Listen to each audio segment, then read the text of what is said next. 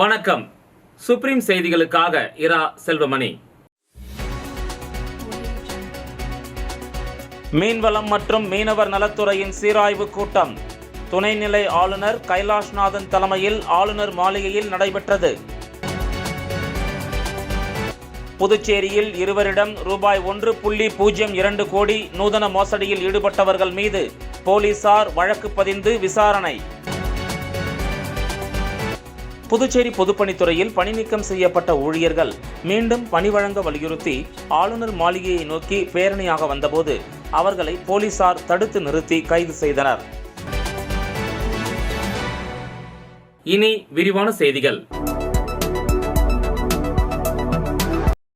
புதுச்சேரி அரசு மீன்வளம் மற்றும் மீனவர் நலத்துறையின் சீராய்வு கூட்டம் துணைநிலை ஆளுநர் கைலாஷ்நாதன் தலைமையில் நடைபெற்றது. புதுவை அரசு மீன்வளம் மற்றும் மீனவர் நலத்துறையின் சீராய்வு கூட்டம் புதுவை துணைநிலை ஆளுநர் கைலாஷ்நாதன் தலைமையில் ஆளுநர் மாளிகையில் நடைபெற்றது. புதுச்சேரி மீனவர்களின் வாழ்வாதாரம் மற்றும் மீனவத் துறையின் உள்கட்டமைப்பு வசதிகளை மேம்படுத்துவது குறித்து விரிவாக விவாதிக்கப்பட்டது.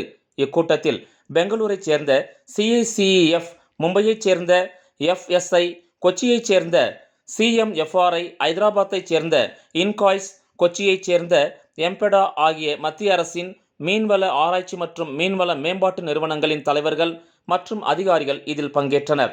மீன்வளத்துறையைச் சேர்ந்த செயலர் டாக்டர் மணிகண்டன், இயக்குனர் இஸ்மாயில் ஆகியோர் இந்த நிகழ்ச்சியின் போது உடனிருந்தனர்.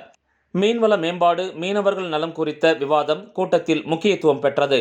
மீன்வளம் அதிகம் உள்ள இடங்களை கண்டறிவதற்கான வழிமுறைகள், அதற்கான அடிப்படை தகவல்கள், பன்னாட்டு எல்லைகளை மீனவர்கள் அறிந்து கொள்வதற்கான வசதிகள் ஆகியவற்றை அதிகாரிகளிடம் துணைநிலை ஆளுநர் கேட்டறிந்தார்.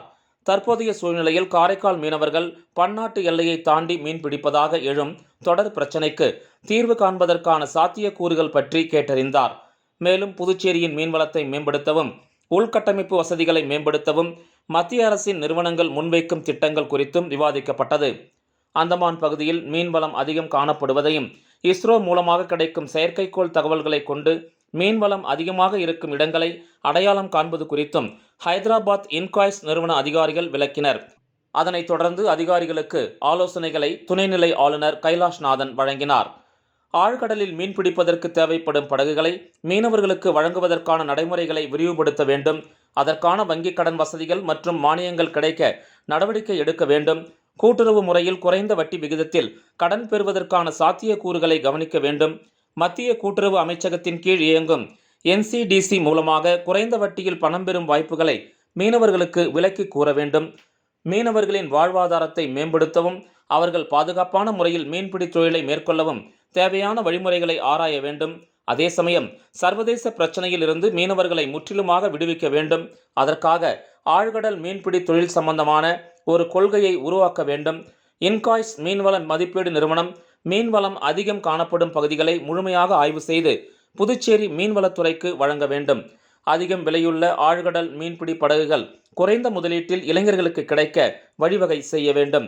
மேலும் கடல்சார் மீன்வளத்தைப் போலவே உள்நாட்டு மீன்பிடி தொழிலையும் மேம்படுத்த நடவடிக்கை மேற்கொள்ள வேண்டும். மத்திய அரசின் நிறுவனம் மூலமாக காரைக்கால் மீனவர்களுக்கு நண்டு வளர்ப்பு குறித்து அளிக்கப்படும் பயிற்சியை மீனவர்கள் மத்தியில் பிரபலப்படுத்த நடவடிக்கை எடுக்க வேண்டும். உள்நாட்டில் உள்ள ஏரி, குளங்கள் ஆகியவற்றில் மீன்வளத்தை பெருக்கி அதை மீனவர்கள் முழுமையாக பராமரிக்க தேவையான உதவிகளை செய்து கொடுக்க வேண்டும். அதற்கான செயல் திட்டங்களை வகுக்க வேண்டும். வரும் காலங்களில் மீனவர் பிரச்சனைகளுக்கு நிரந்தர தீர்வு காணும் நீண்டகால திட்டங்களை, குறிப்பாக ஆழ்கடல் மீன்பிடி தொழில், மதிப்பு கூட்டப்பட்ட மீன்வளம் ஏற்றுமதி செய்வதற்கான திட்டங்கள் ஆகியவற்றை வகுத்து அவர்களுக்கு அதிக வருவாய் கிடைக்க நடவடிக்கை மேற்கொள்ள வேண்டும். அனைத்து மத்திய அரசு நிறுவனங்களும் ஒன்றிணைந்து ஒரு கூட்டுக்குழுவை உருவாக்கி அதன் மூலமாக அடிப்படை தகவல்கள், வழிகாட்டுதல்கள் ஆகியவற்றை புதுச்சேரி மீன்வளத்துறைக்கு வழங்க ஏற்பாடு செய்ய வேண்டும். மீன்வள மேம்பாடு குறித்த புதிய கொள்கையை உருவாக்க வேண்டும். அதன் மூலமாக மீனவர்களின் வாழ்வில் பெரிய அளவிலான முன்னேற்றத்தை ஏற்படுத்த வேண்டும் என்று கவர்னர் குறிப்பிட்டார்.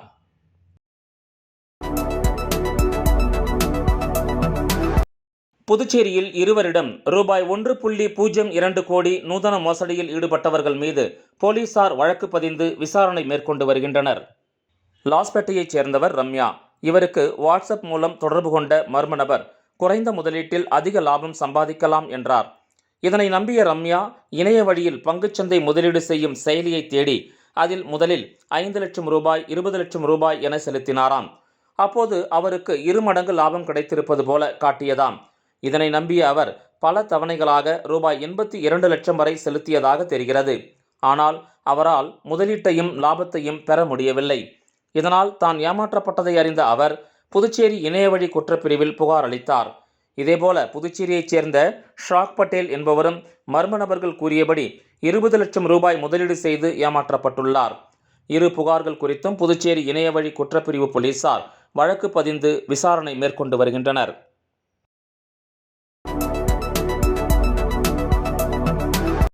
புதுச்சேரி பொதுப்பணித்துறையில் பணி நீக்கம் செய்யப்பட்ட ஊழியர்கள் மீண்டும் பணி வழங்க வலியுறுத்தி ஆளுநர் மாளிகையை நோக்கி பேரணியாக வந்தபோது அவர்களை போலீசார் தடுத்து நிறுத்தி கைது செய்தனர்.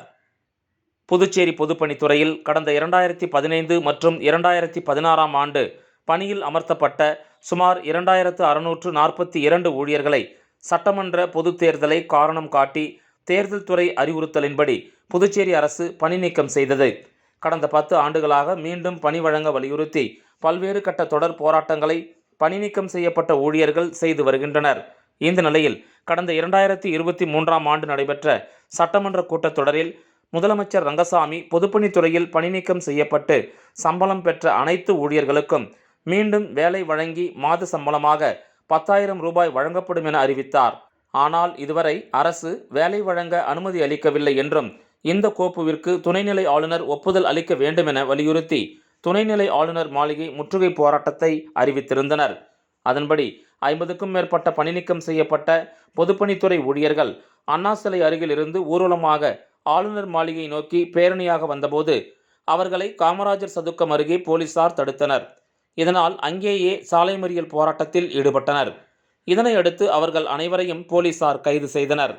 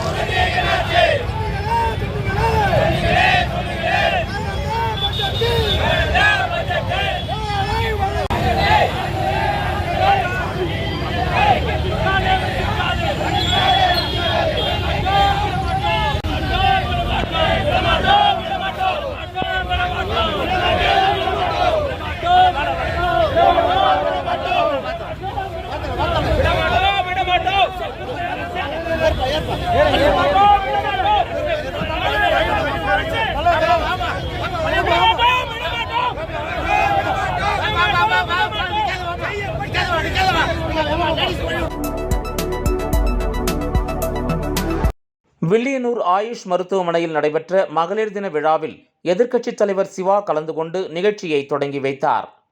புதுவை வில்லியனூர் தொகுதிக்கு உட்பட்ட வில்லியனூர் ஆயுஷ் மருத்துவமனையில் சித்த மருத்துவ பிரிவு மற்றும் புதுச்சேரி இம்காப்ஸ் மருத்துவமனை சார்பாக மகளிர் தின விழா சிறப்பாக கொண்டாடப்பட்டது. இதில் எதிர்க்கட்சித் தலைவர் சிவா தலைமை தாங்கி நிகழ்ச்சியினை துவக்கி வைத்து சிறப்புரையாற்றினார். இவ்விழாவின் முக்கிய நிகழ்வாக மகாத்மா காந்தி ஊரக வளர்ச்சி திட்டத்தின் கீழ் 100 நாள் வேலை திட்டத்தில் பணியாற்றும் 100க்கும் மேற்பட்ட பெண்களுக்கு உடல் நலனை மேம்படுத்தும் வகையில் அமுக்ரா சூரணம் மற்றும் கீழாநெல்லி மாத்திரை, வலி நிவாரணிகள் உள்ளிட்ட மருந்துகள் வழங்கப்பட்டது. இந்த நிகழ்ச்சிக்கான ஏற்பாட்டினை மருத்துவர்கள் கலைமதி, சசிகலா, மருந்தாளர் ரேவதி, பிரியா மற்றும் உதவியாளர்கள் செய்திருந்தனர். இந்த நிகழ்ச்சியில் பெண்கள் திரளானோர் கலந்து கொண்டு விழாவினை சிறப்பித்தனர்.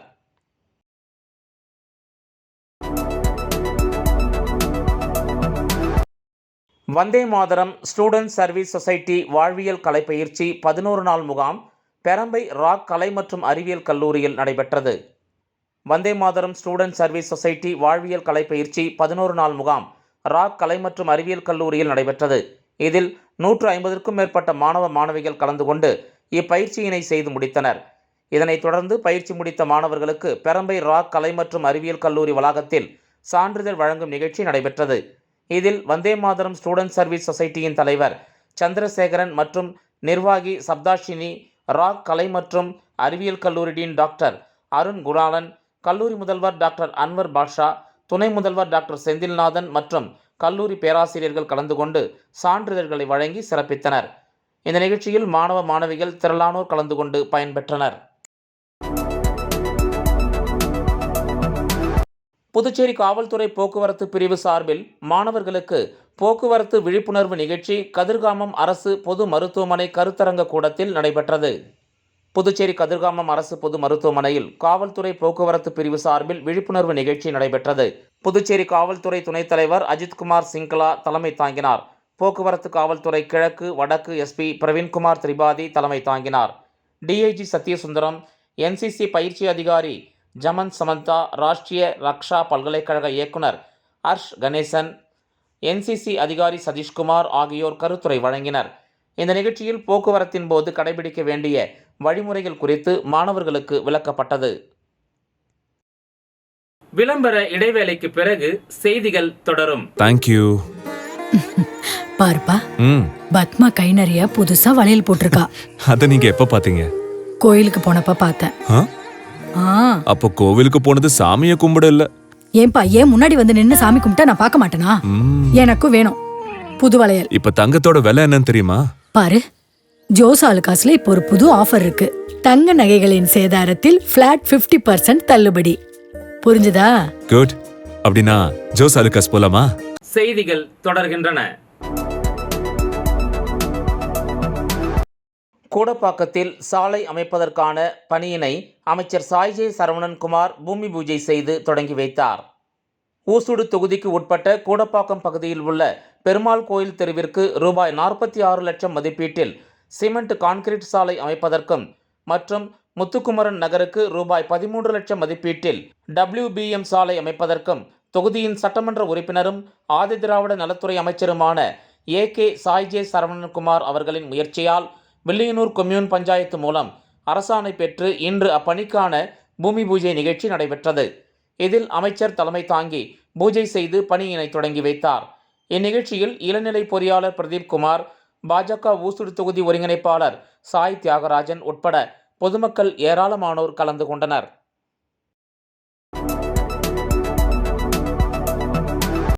மத்திய அரசின் மலிவு விலை மருந்தகத்தின் சார்பில் நடைபெற்ற விழிப்புணர்வு பேரணியை விநாயகா மிஷன் மருத்துவக் கல்லூரி முதல்வர் குணசேகரன் கொடியசைத்து துவக்கி வைத்தார்.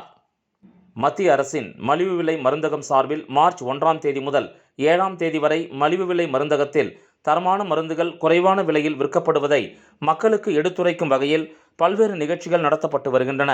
இதன் ஒரு பகுதியாக காரைக்கால் மலிவு விலை மருந்தகத்தின் சார்பில் விழிப்புணர்வு பேரணி நடைபெற்றது. காரைக்கால் மாவட்ட ஆட்சியர் அலுவலகத்தில் இருந்து பேரணியை விநாயகா மிஷன் மருத்துவக் கல்லூரி முதல்வர் குணசேகரன் கொடியசைத்து துவக்கி வைத்தார். இப்பேரணியில் NSS மாணவர்கள் 300க்கும் மேற்பட்டோர் விழிப்புணர்வு வாசகங்கள் அடங்கிய பதாகைகளை ஏந்தி காரைக்காலின் முக்கிய வீதிகள் வழியாக பேரணியாக வந்து காரைக்கால் புதிய பேருந்து நிலையம் அருகில் உள்ள மலிவு விலை மருந்தகத்தில் பேரணி நிறைவுற்றது. இதில் காரைக்காலில் உள்ள அனைத்து ரோட்டரி சங்க நிர்வாகிகள் மற்றும் பாஜகவினர் கலந்து கொண்டனர்.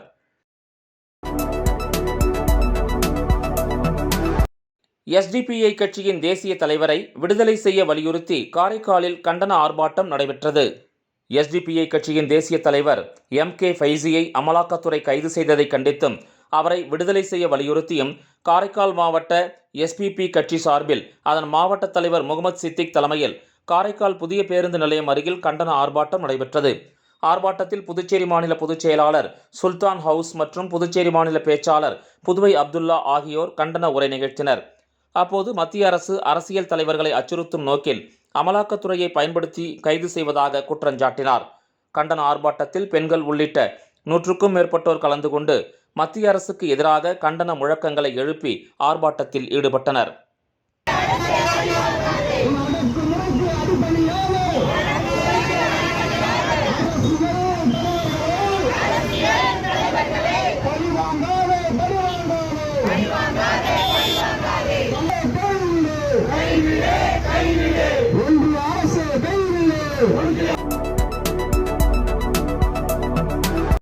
காரைக்காலில் வட்டார வளர்ச்சித்துறையின் கிராம நல ஊழியர்கள் கவன ஈர்ப்பு ஆர்ப்பாட்டத்தில் ஈடுபட்டனர்.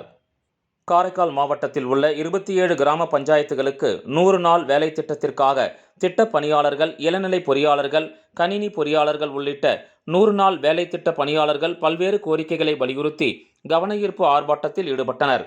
நிலுவையில் உள்ள 3 மாத சம்பளத்தை வழங்க வேண்டும், 2 ஆண்டுகளுக்கு மேலாக நிலுவையில் இருக்கும் 3 அரியர் தொகையை வழங்க வேண்டும், நிறுத்தி வைக்கப்பட்டுள்ள தீபாவளி போனஸ் தொகையை வழங்க நடவடிக்கை எடுக்க வேண்டும், காலியாக உள்ள பணியிடங்களை நிரப்ப வேண்டும், ஊழியர்களுக்கான EPF தொகையை பிடித்தம் செய்ய வேண்டும் உள்ளிட்ட பல்வேறு கோரிக்கைகளை வலியுறுத்தி காரைக்கால் வட்டார வளர்ச்சி அலுவலகம் முன்பு 100 நாள் வேலை திட்ட பணியாளர்கள் கவன ஈர்ப்பு ஆர்ப்பாட்டத்தில் ஈடுபட்டனர்.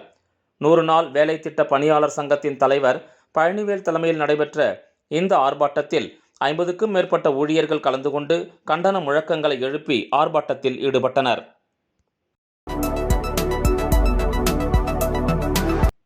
புதுச்சேரி முத்தியால்பேட்டை தொகுதி திமுக மதர் குளோரி நீட் கோச்சிங் சென்டருடன் இணைந்து 25,000 ரூபாய் கட்டணத்தில் இலவச நீட் பயிற்சி அளிக்க உள்ளது. இதனை தொகுதியில் உள்ள மாணவர்கள் பயன்படுத்தி நீட் வகுப்பில் சேர வேண்டும் என்று திமுக தலைமை பொதுக்குழு உறுப்பினர் பிரபாகரன் அழைப்பு விடுத்துள்ளார். இதுகுறித்து முத்தியால்பேட்டை தொகுதி திமுக அலுவலகத்தில் செய்தியாளர்களை சந்தித்த திமுக தலைமை பொதுக்குழு உறுப்பினர் பிரபாகரன், திமுக தலைவர் ஸ்டாலின் பிறந்தநாளை முன்னிட்டு புதுச்சேரி மாநில திமுக அமைப்பாளர் சிவா அறிவுறுத்தலின்படி முத்தியால்பேட்டை தொகுதி திராவிட முன்னேற்றக் கழகத்தின் சார்பில் இலவச நீட் பயிற்சி அளிக்கப்பட உள்ளது என்று தெரிவித்தார். புதுச்சேரி புதிய பேருந்து நிலையம் அருகே உள்ள மதர் குளோரி கோச்சிங் சென்டரோடு இணைந்து வருகின்ற 26ஆம் தேதி இலவச நீட் பயிற்சி தொடங்க உள்ளதாக தெரிவித்த பிரபாகரன், பயிற்சி கட்டணம் 25,000 ரூபாய் மற்றும் நோட்டு புத்தகங்கள் இலவசமாக வழங்கப்படும் என்றார். எனவே முத்தியால்பேட்டை தொகுதியில் வசிக்கும் மக்கள் தங்கள் வீட்டில் உள்ள பிள்ளைகள் நீட் கோச்சிங் படிப்பதற்கு ஆர்வம் இருந்தால் ஆதார் கார்டு மற்றும் பள்ளியில் படிப்பதற்கான சான்றிதழுடன் முத்தியால்பேட்டை திமுக அலுவலகத்தை அணுக வேண்டும் என்றும் கேட்டுக்கொண்ட அவர், மாணவர்கள் சிறந்த முறையில் நீட் கோச்சிங் பெற்று மருத்துவராக வேண்டும் என்பதே தனது கனவு என்றும் அவர் குறிப்பிட்டார். ஸ்ரீ குரு ராகவேந்திரர் அவதார திருநாளை முன்னிட்டு ஏழை எளிய மக்களுக்கு அன்னதானம் வழங்கப்பட்டது. புதுவை ஆத்மஞான ஆலயத்தின் ஆன்மீக குருவான ஐயா ராமராஜா அவர்களின் அறிவுறுத்தலின்படி ஸ்ரீ குரு ராகவேந்திரர் அவதார திருநாளை முன்னிட்டு ஏழை எளிய மக்களுக்கு அன்னதானம் வழங்கப்பட்டது. ஆத்மஞான ஆலய ஆன்மீக அமைப்பின் சார்பாக ஒவ்வொரு வருடமும் ஸ்ரீ குரு ராகவேந்திரர் அவதார நாளை முன்னிட்டு பெரம்பை கிராமம் காட்டுமேட்டு பகுதியில் வசிக்கும் ஏழை எளிய மக்களுக்கு அன்னதானம் வழங்கி கொண்டிருக்கின்றனர். அதனைத் தொடர்ந்து 5ஆம் ஆண்டான இந்த வருடமும் சிறப்பான முறையில் ஸ்ரீ ராகவேந்திரர் திருவுருவ படத்திற்கு ஆராதனை செய்து அப்பகுதி வாழ் மக்களுக்கு அன்னதானம் வழங்கப்பட்டது. இந்த நிகழ்ச்சிக்கு உண்டான ஏற்பாடுகளை ஆத்மஞான ஆலய நிர்வாகத்தினரும் தொண்டர்களும் கவனித்துக் கொண்டனர்.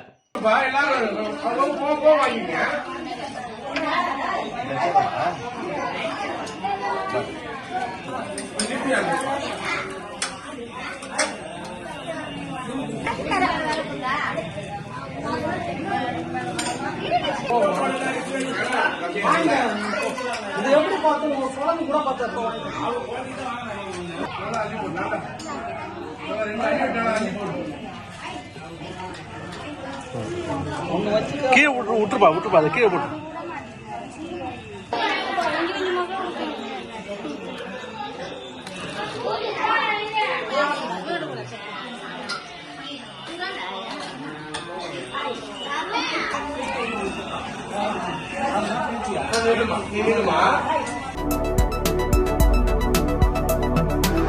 ஆதிதிராவிடர் மற்றும் பழங்குடியினர் நலத்துறையின் ஆய்வுக் கூட்டம் துணைநிலை ஆளுநர் கைலாஷ்நாதன் தலைமையில் ஆளுநர் மாளிகையில் நடைபெற்றது. புதுச்சேரி அரசு ஆதிதிராவிடர் மற்றும் பழங்குடியினர் நலத்துறையின் ஆய்வுக் கூட்டம் துணைநிலை ஆளுநர் கைலாஷ்நாதன் தலைமையில் ஆளுநர் மாளிகையில் நடைபெற்றது. துணைநிலை ஆளுநரின் செயலர் டாக்டர் மணிகண்டன், ஆதிதிராவிடர் நலத்துறை செயலர் டாக்டர் முத்தம்மா, ஆதிதிராவிடர் நலத்துறையின் இயக்குனர் இளங்கோவன் மற்றும் சிறப்பு கூறு நிதி ஒதுக்கீடு செய்யப்படும் துறைகளின் தலைவர்கள் மற்றும் அதிகாரிகள் இதில் பங்கேற்றனர். இக்கூட்டத்தில் ஆதிதிராவிடர் மற்றும் பழங்குடியினர் நலனுக்காக செலவிடப்படும் சிறப்பு கூறு நிதியின் பயன்பாடு குறித்து மதிப்பாய்வு செய்யப்பட்டது. புதுச்சேரி அரசு ஒவ்வொரு ஆண்டும் நிதிநிலை அறிக்கையில் திட்டங்களுக்காக ஒதுக்கீடு செய்யப்படும் நிதியில் 16% நிதியை சிறப்பு கூறு நிதியாக ஒதுக்கீடு செய்வதையும், அவ்வாறு ஒதுக்கீடு செய்யப்படும் நிதி 21 அரசு துறைகள் மூலமாக ஆதிதிராவிடர் மற்றும் பழங்குடியினர் மக்களின் மேம்பாட்டுக்காக பயன்படுத்துவது பற்றி எடுத்துரைக்கப்பட்டது. கடந்த ஆண்டு ஒதுக்கீடு செய்யப்பட்ட நிதி முன் எப்போதும் இல்லாத அளவிற்கு 92% செலவு செய்யப்பட்டதும் எடுத்து கூறப்பட்டது. நடப்பு நிதியாண்டு புதுச்சேரி அரசு ஒதுக்கீடு செய்துள்ள ரூபாய் 502.53 கோடி சிறப்பு கூறு நிதியின் பயன்பாடு குறித்த விவரங்களை கேட்டறிந்த துணைநிலை ஆளுநர் அதிகாரிகளுக்கு ஆலோசனைகளை வழங்கினார். புதுச்சேரி அரசால் ஒதுக்கீடு செய்யப்படும் சிறப்பு கூறு நிதியை ஆண்டு இறுதியில் செலவு செய்யாமல் முறையாக திட்டமிட்டு விரிவாக செலவு செய்ய வேண்டும் என்றும், சிறப்பு கூறு நிதியை 100% முழுமையாக செலவு செய்ய வேண்டும். அவ்வாறு செலவு செய்யப்படும் நிதி முழுமையாக ஆதிதிராவிடர் மற்றும் பழங்குடியின மக்களின் வளர்ச்சிக்காக மட்டுமே செலவு செய்யப்படுகிறதா என்பதை அதிகாரிகள் கண்காணிக்க வேண்டும். ஒவ்வொரு மாதமும் சிறப்பு கூறு நிதி முறையாக செலவு செய்யப்படுவதை அதிகாரிகள் உறுதி செய்ய வேண்டும். ஆதிதிராவிடர் மற்றும் பழங்குடியின மக்களுக்கு தேவையான அடிப்படை உள்கட்டமைப்பு வசதிகள், குறிப்பாக சாலை வசதி, மின்விளக்கு, தரமான குடிநீர் போன்ற வசதிகளுக்கு அதிக முக்கியத்துவம் அளிக்க வேண்டும். மக்களின் அடிப்படை தேவைகள் பூர்த்தி செய்யப்படுவதை அதிகாரிகள் உறுதி செய்ய வேண்டும். கல்வி சமுதாயத்தில் மிகப்பெரிய மாற்றத்தை உருவாக்கும் என்பதால் ஆதிதிராவிடர் மற்றும் பழங்குடியின மாணவர்கள் தங்கி பயிலும் மாணவர் விடுதிகளின் மேம்பாட்டுக்கு முக்கியத்துவம் அளிக்க வேண்டும். கழிவறை, குடிநீர் போன்ற அடிப்படை வசதிகளோடு பிற வசதிகளை மேம்படுத்துவதையும் உறுதி செய்ய வேண்டும். சிறப்பு கூறு நிதியை ஆதிதிராவிட நலத்துறை மட்டுமல்லாமல் பிற அரசு துறைகளும் பயன்படுத்துவதால் துறைகள் இடையிலான ஒருங்கிணைந்த செயல்பாடு இருக்க வேண்டும். ஒதுக்கீடு செய்யப்படும் நிதி எந்தவித குறைபாடும் இல்லாமல் ஆதிதிராவிடர் மற்றும் பழங்குடியின மக்களின் நலனுக்காக முழுமையாக செலவு செய்வதில் முனைப்பு காட்ட வேண்டும். ஆதிதிராவிடர் மற்றும் பழங்குடியின மக்களுக்கான குடியிருப்பு வசதிகள் மற்றும் கடன் திட்டங்களை விரிவுபடுத்த வேண்டும். அவர்களுக்கு அரசு அதிகாரிகள் ஒத்துழைப்பு அளிக்க வேண்டும். ஆதிதிராவிடர் மற்றும் பழங்குடியின மக்களின் நலன் குறித்து தொடர் ஆலோசனை நடத்த வேண்டும். வரும் நிதிநிலை அறிக்கையில் அவர்களுக்கான கூடுதல் திட்டங்களை கொண்டு வர வேண்டும் என்றும், முதலமைச்சர் சட்டப்பேரவையில் அறிவிக்கும் அனைத்து அறிவிப்புகளும் தடையின்றி உடனடியாக செயல்பாட்டுக்கு வருவதையும் உரிய காலத்தில் அவை செயல்படுத்தப்படுவதையும் அதிகாரிகள் உறுதி செய்ய வேண்டும் என்று கவர்னர் கைலாஷ்நாதன் கூறினார்.